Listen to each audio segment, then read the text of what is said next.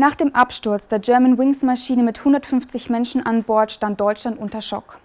Und vor allem vor einem Rätsel. Warum zerschellte ein Verkehrsflugzeug auf dem Weg von Barcelona nach Düsseldorf in den französischen Alpen?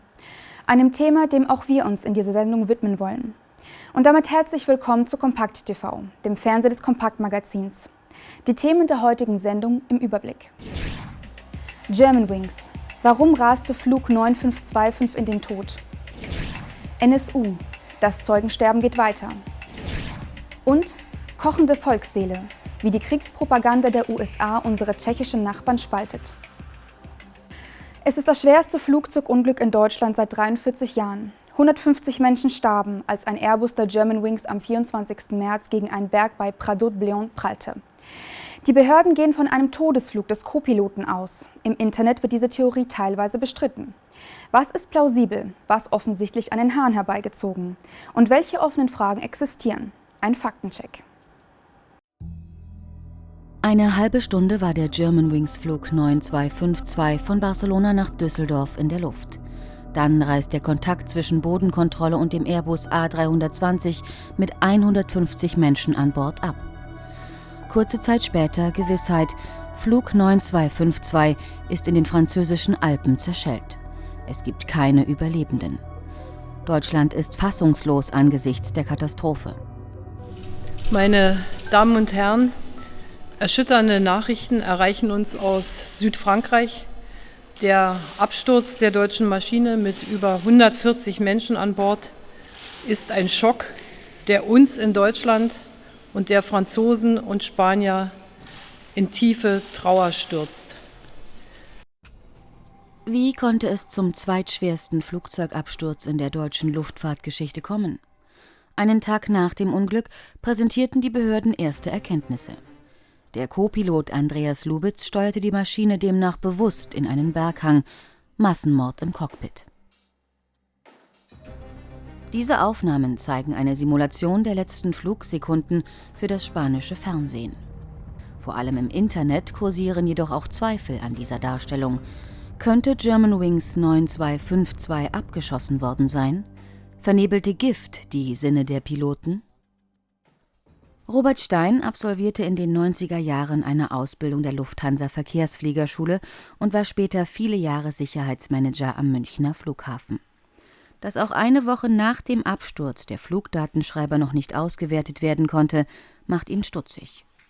Also das mit dem fehlenden Flugdatenschreiber finde ich etwas merkwürdig, weil diese Geräte sind so stabil gebaut, dass die also auch die härtesten Unfälle überstehen sollten. Die sind gegen Feuer gesichert, gegen Stoß, die sind extra gepanzert, die sitzen auch am Heck des Flugzeugs, das einfach statistisch gesehen die geringste Verformung aufweist, weil der Rest des Flugzeugs dann eben schon so viel Energie aufgeschnappt hat beim Abprall. Und dass man den Flugdatenschreiber gefunden hat, aber die Speicherkarte oder vielmehr die Speichereinheit fehlt, das macht mich irgendwie stutzig. Dass gerade dieses entscheidende Teil dann eben fehlt, das halte ich für sehr, sehr merkwürdig.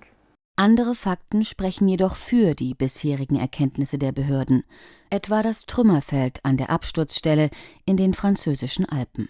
Die Bilder, die ich gesehen habe, die sprechen für einen Impact mit unglaublich hoher Aufprallenergie.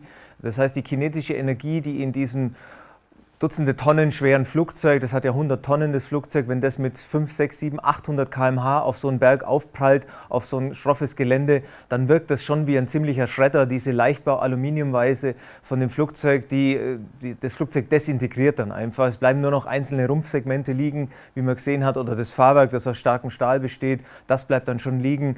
Aber man müsste mal das komplette Bild von oben sehen, die genaue Verteilung sehen, ob das auch wirklich Konsistenz ist, aber allein aufgrund der Riesenenergie spricht es schon für so einen Absturz, wie man es uns erzählt hat. Das größte Rätsel ist bislang der mutmaßliche Todespilot Andreas Lubitz. Ohne eine erkennbare Reaktion soll er das Flugzeug in den Berg gesteuert haben. Auch ein Abschiedsbrief ist bislang nicht gefunden worden. Spricht dies gegen eine geplante Tat? Der Journalist Oliver Janich recherchierte unter anderem zu den Widersprüchen des 11. September 2001. Er hält derartige Überlegungen für sinnlos. Da sage ich, das ist keine Diskussion. Wir können uns auch nicht vorstellen, dass es Massenmörder gibt oder Serientäter. Also jetzt darüber zu spekulieren, müsste der noch was sagen oder nicht, das ist einfach überspekuliert. Das ist ein offensichtlicher Mörder, Selbstmörder, wenn es stimmt. Und da kann ich ja nicht sagen, ja, ich hätte da zum Schluss noch mal einen Gruß an die Welt geschickt. Nach bisherigen Ermittlungen hatte der Co-Pilot psychische Probleme. Vor einigen Jahren galt er als selbstmordgefährdet. Hätte dieser Zustand den übrigen Besatzungsmitgliedern nicht auffallen müssen?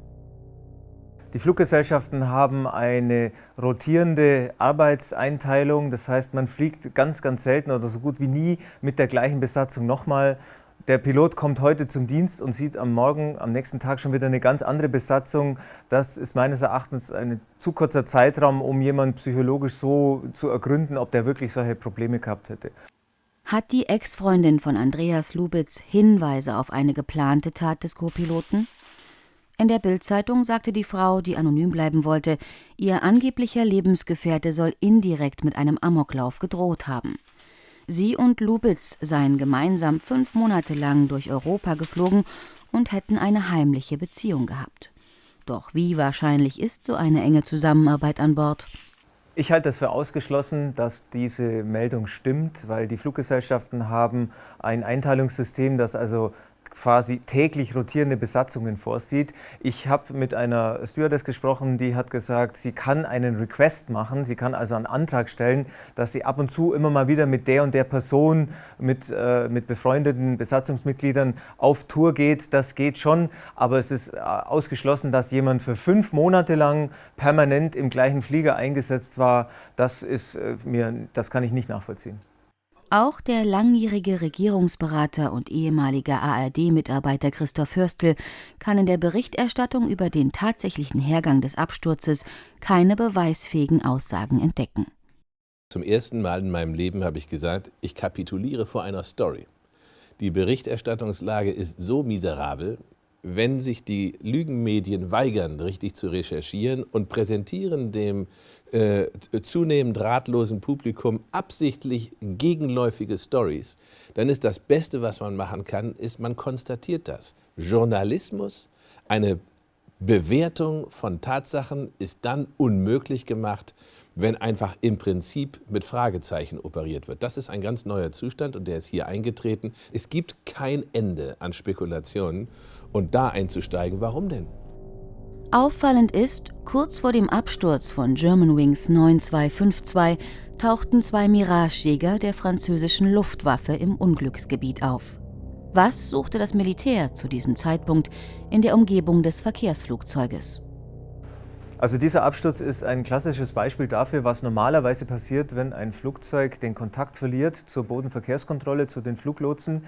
Das, was beim 11. September überhaupt nicht funktioniert hat, dass keine Abfangjäger aufgestiegen sind, hat da sofort funktioniert. Ein Flugzeug reagiert nicht und sofort steigen Abfangjäger auf. Also ein klassisches Beispiel dafür, wie es eigentlich sein sollte. Nachdem aber die Anwohner in der Gegend von 2 Explosionen berichtet haben, gibt es da auch schon wieder irgendwelche Unstimmigkeiten, wobei Zeugenaussagen natürlich nie so genau verwertbar sind. Aber auch da ist schon wieder irgendetwas, was nicht so ganz der offiziellen Version entspricht und man müsste schauen, welche Informationen da weiter rauskommen. Spekuliert wird zudem darüber, ob der Co-Pilot vergiftet wurde, etwa durch kontaminierte Kabinenluft. Also das gibt eine lange Reihe von Vorfällen mit gezapfter Kabinenluft, mit kontaminierter Kabinenluft, die dann dafür gesorgt hat, dass die Besatzung ohnmächtig wurde oder nicht mehr flugtauglich war. Aber ich halte das in dem Fall für ausgeschlossen, weil dieser Befehl, den Autopiloten einzuleiten, der wurde ja bewusst getroffen. Das macht ja der Computer dann nicht automatisch, sondern das muss einen anderen Zusammenhang haben. Ein möglicher Widerspruch: Entgegen der offiziellen Darstellung soll die Besatzung doch einen Notruf abgesetzt haben. Dies berichteten etwa Spiegel Online und der Fernsehsender N24 in den Stunden nach dem Unglück. Wenn es wirklich ein Notrufsignal gegeben hätte, würde das komplett die offizielle Theorie sprengen. Nur es gab nicht ein Notrufsignal, sondern es gab erste Berichte über ein Notrufsignal. Das heißt, wenn der allererste Journalist, wenn die dpa-Meldung, weiß ich nicht, gelautet hat, es gab ein Notrufsignal, weil meinetwegen ein Fluglotse eins geschickt hat und das falsch aufgefasst wurde, dann schreiben alle voneinander ab. Also das allein ist für mich jetzt noch kein Gegenbeweis, dass die offizielle Story nicht stimmt. Bis zu einem Abschlussbericht über die Katastrophe von Germanwings 9252 werden wohl noch einige Monate vergehen. Überraschungen sind nicht ausgeschlossen. Die vollständigen Interviews mit Robert Stein und Oliver Janich können Sie sich auf unserer Kompakt-TV-Plattform anschauen. Die Adresse kompakt.tv. Dort finden Sie auch alle Informationen über unser günstiges TV-Abo. Eigentlich dürften bei den Verbrechen des nationalsozialistischen Untergrundes kaum noch Fragen offen sein. Die beiden Todesschützen nahmen sich 2011 in Eisenach das Leben. Ihre Komplizin Beate Zschäpe steht in München vor Gericht. So lauten jedenfalls die gleichlautenden Versionen von Bundesanwaltschaft, Medien und Politik. Doch tatsächlich erscheint eine der größten Mordserien der Nachkriegszeit vor allem verworren. Manches deutet auf Vertuschungen hin. Besonders auffallend: immer mehr wichtige Zeugen sterben eines mysteriösen Todes. Der letzte Fall ereignete sich erst vergangene Woche in Baden-Württemberg. 28. März, 18:25 Uhr. In Kraichtal im baden-württembergischen Landkreis Karlsruhe wird die 20-jährige Melissa M. mit einem Krampfanfall aufgefunden. Ein herbeigeeilter Notarzt leitet Reanimierungsmaßnahmen ein. Ein Rettungswagen bringt sie in ein Krankenhaus im nahegelegenen Heilbronn. Doch es ist zu spät. Das Leben der jungen Frau kann nicht mehr gerettet werden. So jedenfalls beschreibt es eine Pressemitteilung von Polizei und Staatsanwaltschaft Karlsruhe. Doch der Todesfall wirft Fragen auf.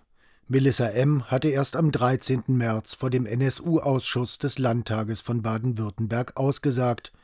Ein Auftritt unter Ausschluss der Öffentlichkeit, denn sie fühlte sich bedroht. Die 20-Jährige war zeitweise Freundin des Neonazi-Aussteigers Florian Heilig, der nach eigenen Angaben unter anderem über Informationen über die Mörder der Polizistin Michelle Kiesewetter im Jahre 2007 in Heilbronn verfügte.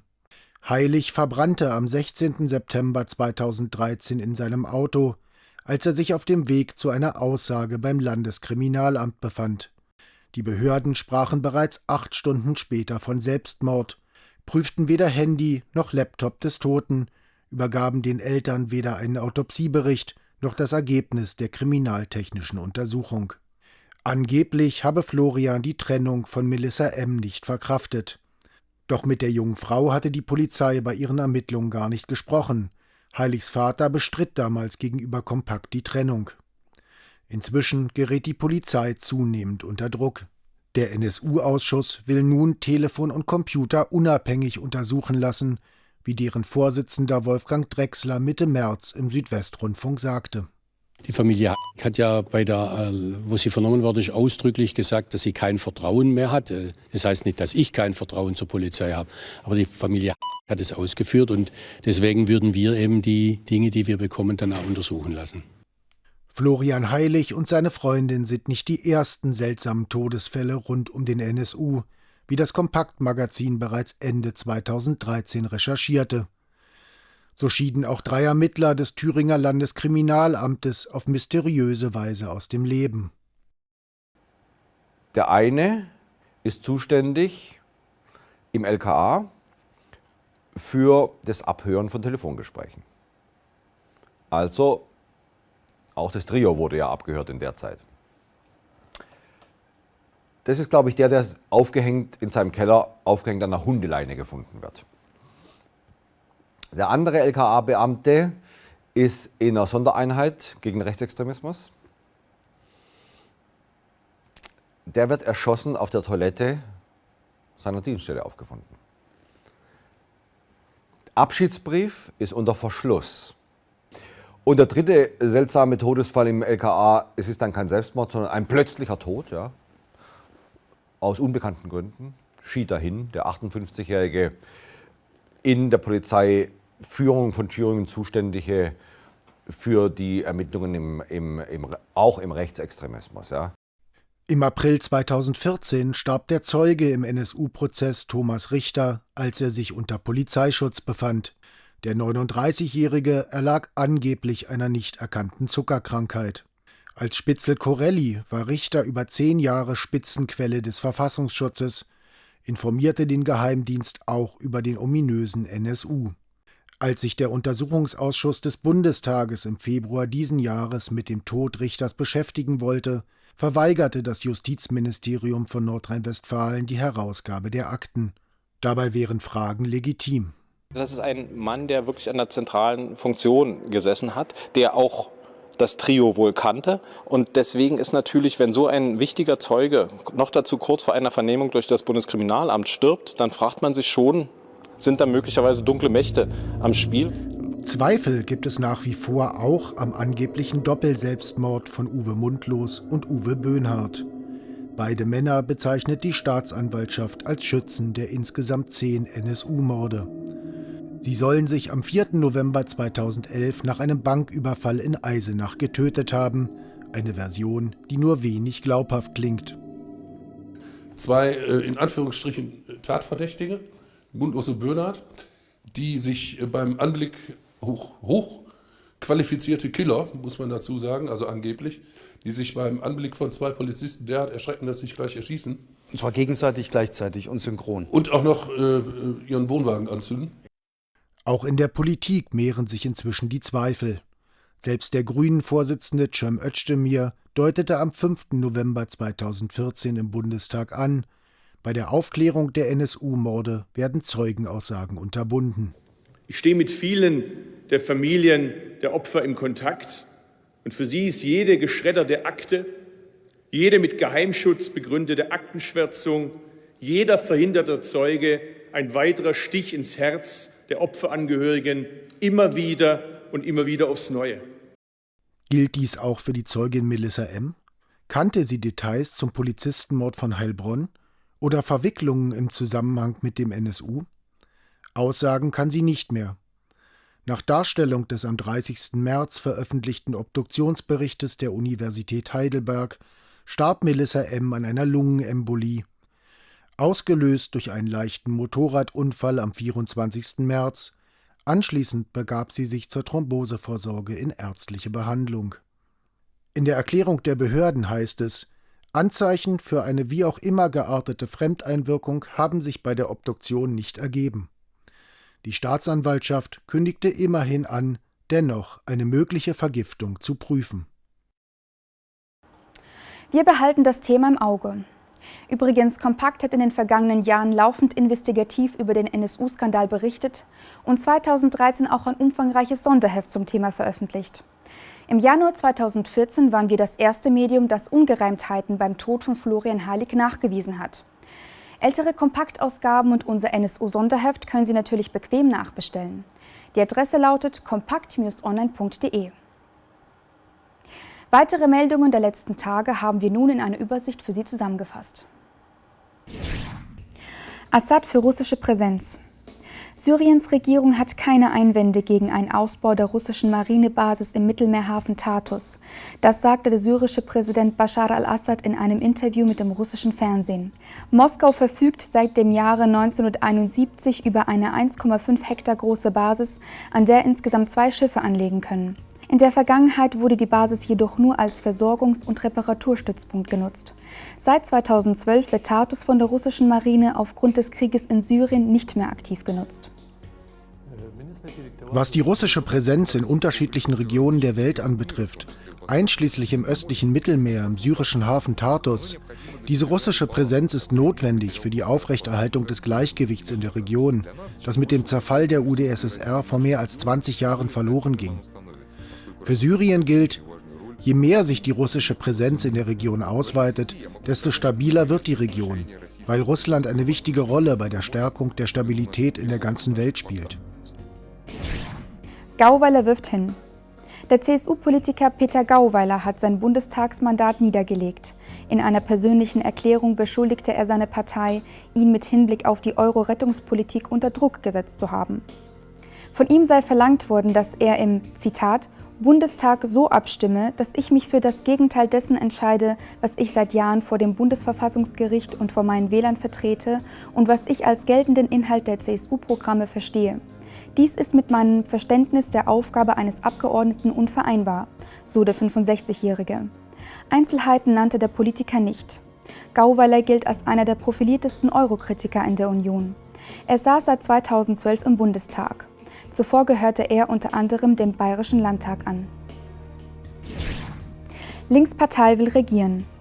Neben Thüringen will die Linkspartei künftig auch in Sachsen-Anhalt den Ministerpräsidenten stellen. Dies sagte Bundesgeschäftsführer Matthias Höhn am vergangenen Montag. Nach den Landtagswahlen im kommenden Jahr will die Partei zudem in Berlin und Mecklenburg-Vorpommern in die Regierungsverantwortung zurückkehren. In Baden-Württemberg und Rheinland-Pfalz strebt sie den Sprung in die jeweiligen Landesparlamente an. Wir haben den klaren Anspruch, in den Ländern Sachsen-Anhalt, Berlin und Mecklenburg-Vorpommern für andere politische Mehrheiten zu kämpfen und nicht zuletzt auch in Sachsen-Anhalt den zweiten linken Ministerpräsidenten in der Bundesrepublik 2016 mit Wolf Galler zu wählen.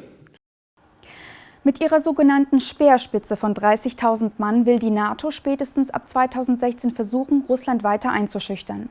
Doch die groß angelegten Militärmanöver stoßen nicht überall bei unseren osteuropäischen Nachbarn auf Gegenliebe. In Tschechien sorgte eine bewaffnete Propagandatour der Amerikaner bereits für große Unruhe. Es handelt sich um den größten amerikanischen Marsch seit dem Ende des Zweiten Weltkriegs. Ein Beitrag von Norbert Fleischer. 118 gepanzerte Militärfahrzeuge, 518 Soldaten und eine 1800 Kilometer lange Kriegspropagandaparade. Den 5 östlichen NATO-Ländern wurde in diesen Tagen ein wirklich ganz großes Kino geboten. Statt wie sonst auf Güterzügen kehrten die Panzer des 2. US-Kavallerieregiments nach ihrem Manöver von Estland aus auf der Straße zurück zu ihrem deutschen Stützpunkt in der bayerischen Oberpfalz. Der Name der Militäraktion: Operation Drachenritt. Selbst die Hofberichterstatter der USA rieben sich verwundert die Augen. Bei der medialen Bekanntmachung ihrer NATO-Werbetour feuern jedoch die Amerikaner selbst aus allen Rohren. Die US-Armee veröffentlichte teilweise täglich ihre eigenen Videoberichte bei YouTube. Die 16. Versorgungsbrigade zum Beispiel schnitt von unterwegs diese Aufnahmen zusammen. Viele Leute kamen raus, um uns vorbeifahren zu sehen. Sie sind freundlich. Und wir lassen sie auch mal bei uns einsteigen. Das ist fast so, als ob wir aus dem Irak oder Afghanistan nach Hause kommen. Alle Leute begrüßen uns mit Applaus, wenn wir vom Flughafen zu unserer Heimatbasis fahren. Leute mit Schildern und so weiter. Ich habe so etwas noch nie erlebt. Unvergessliche Momente für Groß und Klein. Auf Befehl von oben fuhren die Amerikaner mit ihren Stryker-Radpanzern hier vor einer lettischen Grundschule vor.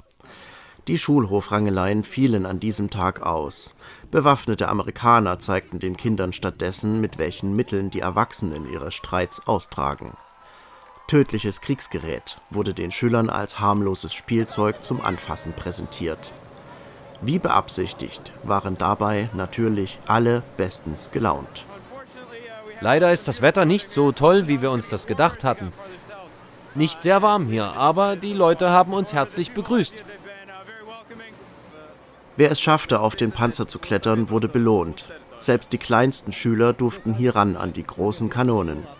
Aber schön, immer einer nach dem anderen.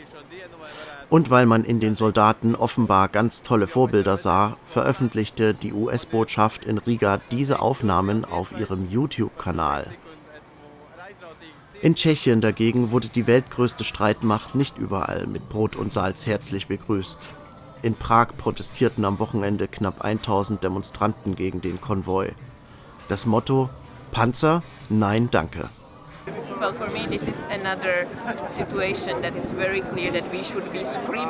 Da gehen alle Alarmglocken in mir an, wenn ich das sehe. Wir wollen unsere Kinder doch eigentlich zum Frieden und zur Gewaltlosigkeit erziehen. Für mich ist das Kriegspropaganda, die international geächtet wird. Ich nehme das wirklich sehr ernst. Ein Aufschrei müsste eigentlich durch Europa gehen, weil wir das nicht wollen. Kinder mit Waffen herumhantieren zu lassen, mit denen man nur Monate zuvor Menschen getötet hat. In Afghanistan, im Irak, in Libyen. Kindern zu zeigen, dass sie sich dafür interessieren sollen, das gehört für mich absolut verboten.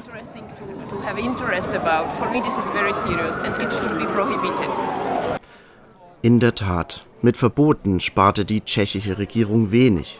Doch nicht etwa gegenüber den US-Soldaten, sondern gegen die eigene Bevölkerung. Den Tschechen waren vorsorglich drakonische Strafen für ungebührliches Verhalten angedroht worden.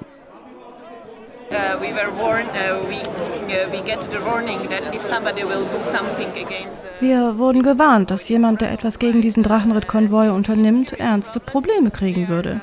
Sie versetzten das Volk in Angst, damit es nicht dagegen demonstriert. Das ist ein ernsthaftes Problem bei uns in Tschechien, das wir uns nicht bieten lassen wollen. Die Meinungsfreiheit ist schließlich die wichtigste Errungenschaft, die wir nach der Wende 89 erhalten haben.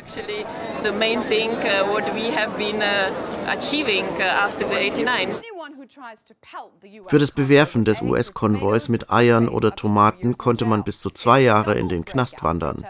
Bei Handgemengen wurden bis zu 3 Jahre Haft fällig. Und wer dabei einen anderen verletzte, durfte sich auf bis zu 10 Jahre hinter Gittern gefasst machen. Tschechien hat eigene Erfahrungen mit fremden Armeen aus großen Ländern gemacht, die alle mit dem Versprechen kamen, uns zu schützen. Es kam immer dasselbe heraus.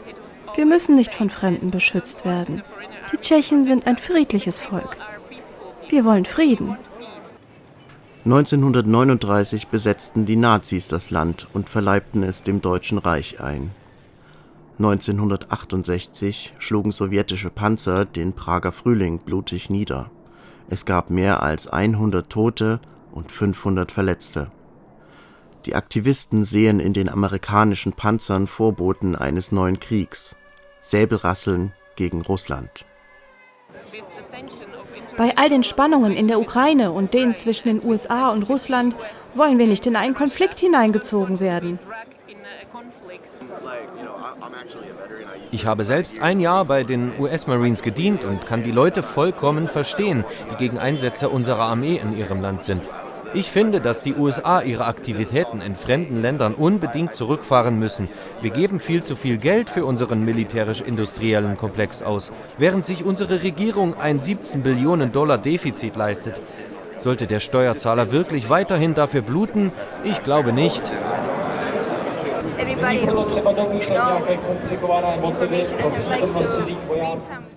Jeder, der sich unabhängige Nachrichten ansieht und sich dafür interessiert, weiß, dass die USA nicht den Frieden haben wollen, sondern die USA wollen Krieg. Und das sieht man an Libyen, Syrien, Afghanistan und Vietnam. Die wollen keinen Frieden, die wollen Krieg. Ich begreife nicht, warum die Leute das nicht verstehen. Das Volk der Europäischen Union soll endlich mal aufwachen. Leute, wacht auf! Am Rande der Demo hatte die Polizei alle Hände voll zu tun, Dutzende Befürworter des US-Konvois von den Protestierenden zu trennen. Der Militärmarsch spalte die öffentliche Meinung in Tschechien so stark wie seit 8 Jahren nicht mehr, berichtete die Frankfurter Allgemeine. Aber noch sind die Gegner des NATO-Säbelrasselns in der Minderheit. Dieser Herr, der amerikanische Oldtimer sammelt, ist überzeugt. Wer solche tollen Autos baut, der kann nicht wirklich böse sein. Ich sage den Leuten immer, fahrt doch einfach mal hin, da könnt ihr euch alles ansehen. Es gab eine Umfrage, bei der die Tschechen gefragt wurden, ob es ihnen recht sei, dass die Amerikaner hier durchkommen. Und nur 17% waren dagegen. Ja, das war das Ergebnis. Auch in den kommenden Monaten dürfte die tschechische Volksseele kaum zur Ruhe kommen. Ab dem 22. Juni will die NATO ein Großmanöver in dem Land durchführen, an dem außer den USA und Tschechien auch Litauen, Ungarn und die Slowakei beteiligt sein sollen. Der angenommene Kriegsgegner dabei, wer sonst sollte es auch sein, ist wieder einmal Russland. Das Szenario: russische Kampfflugzeuge greifen die Länder im Osten der EU an. 400 tschechische Soldaten sollen dabei erstmals in der Geschichte des Landes gemeinsam mit den Truppen der Nachbarn üben, wie man die Russen mit mobilen Boden-Luft-Raketen des Typs RBS-70 vom Himmel holt. Die USA beschützen dabei das Kommandozentrum in der Nähe von Prag. Für den tschechischen Staatspräsidenten Miloš Zeman, der an der alljährlichen Siegesparade am 9. Mai in Moskau teilnimmt, dürfte der Empfang dementsprechend eher kühl ausfallen. Die Feier des Sieges über die Nazis wird von den USA und den meisten EU-Ländern, darunter Deutschland, boykottiert. Ein Schelm, wer Böses dabei denkt.